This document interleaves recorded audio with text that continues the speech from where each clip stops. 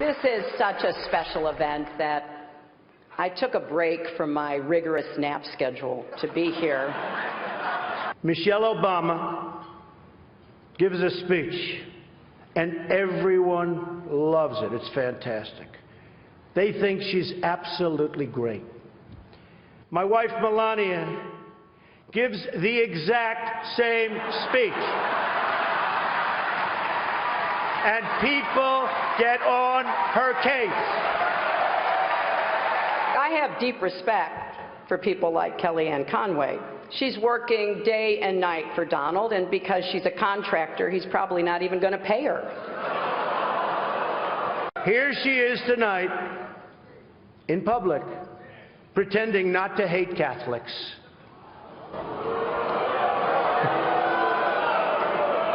But Donald really is as healthy as a horse. You know, the one Vladimir Putin rides around on.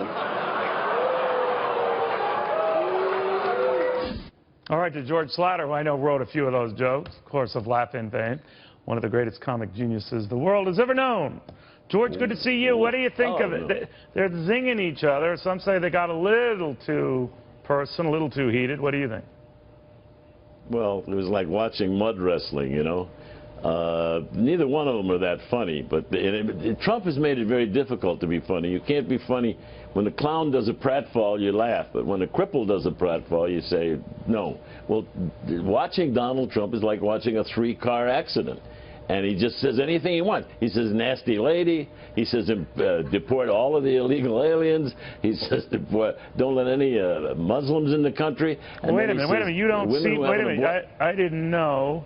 Great liberal backer, comic genius, Hollywood insider, not a fan of Donald Trump? Oh, yeah, I am a fan of him. Oh, okay. Okay. Go ahead.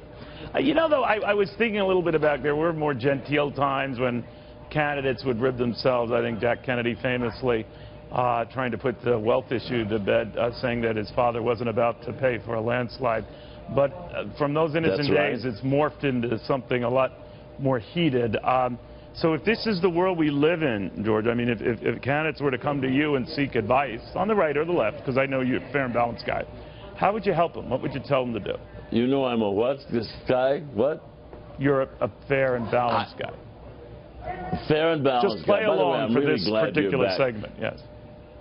I'm glad you're back, Neil. You're adding a bit of sanity to an insane situation. I would tell both of them to just back off a little bit and take a breath and stop snowballing. I mean, he's ranting and raving like a small child, and then he says they're not being fair to him. Then he says he's not going to accept the verdict, and then it's impossible to add any sanity to this.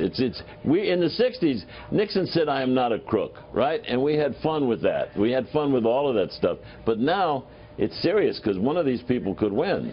But you also famously gave Richard Nixon an opportunity to show another side on Laugh-In, saying "sock it to me." So yes. You made him president. And I've had to live with that. But we had no idea it would go this far. You know, the thing last night was interesting. I mean, Trump started out okay, but then the wheels came off. And then, you know, when he said, but she hates Catholics. Donald, no. And when he said nasty woman, no, Donald, no. Take a pill.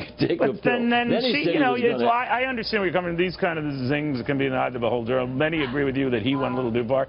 But how do you advise people to make fun of themselves without, without going too far? What's that balance? What's that line? Well, it's called taste, and it's called intelligence, and it's called restraint. And say, okay, is it mean? Is it funny? And is it true? There's got to be a little bit of truth. The problem that we have now with the Trump and this whole thing is that even the late-night comics are having trouble doing jokes, because when the subject's already a joke, it's difficult to make jokes about a cripple, you know.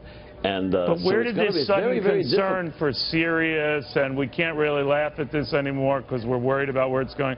Where did this sudden thing come from?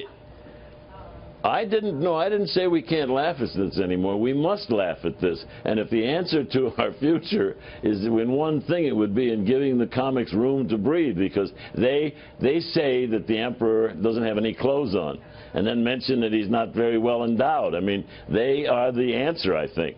And but they're having a tough time now coming up with anything that is more outrageous than he is saying. All right. Well, so it's a. You remember in the '60s we did a joke. This whole, and it was interesting that nobody mentioned his recent activities, you know, with these models. And I was surprised that nobody brought that up, because it's a very, very potent subject. All right. But Hillary Clinton, you just gave her a total pass. A total pass. Well, no, she did very, very well. She's not. Trump pretends to be a comic. You know, I think you're blocking. I think you're blocking, and I don't know why you're blocking. I'm blocking what? I have no idea. But it was very good having you.